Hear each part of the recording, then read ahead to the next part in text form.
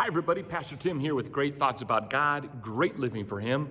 There's a verse in 1 John chapter 4. It's actually verse 4 of 1 John 4. And John writes this to us.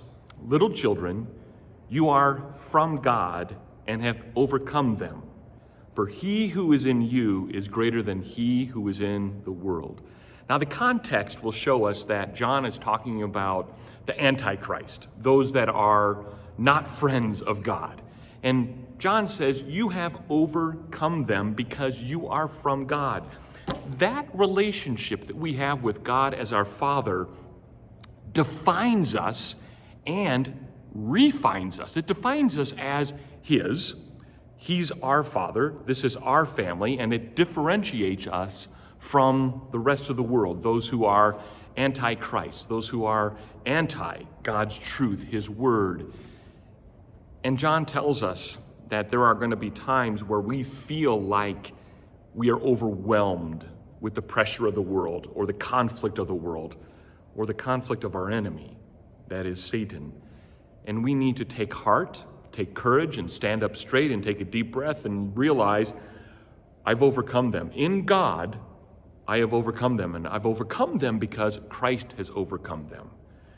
He who is in you is greater than he who is in the world. I have no idea what you personally are struggling with, whether it be temptation or a life choice or some kind of complicated who knows what. And you may not even be able to wrestle with that or grasp it.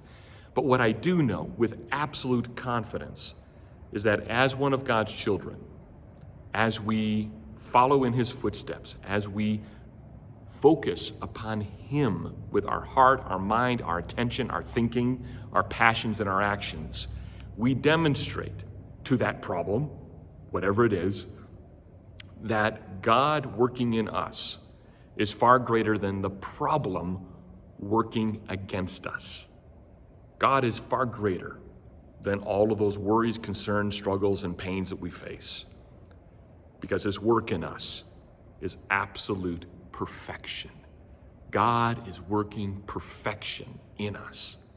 And so that gives us great courage to face the unknown, the uncertainties, those questions that we have no answer for, and those pains and struggles that are fighting for our attention.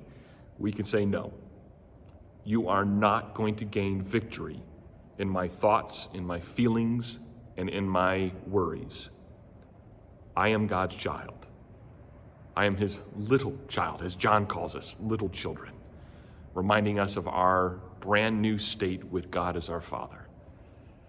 If that is not enough to think great thoughts about God today and practice great living, then I don't know what else I can encourage you with, because it is amazing to dwell upon those things.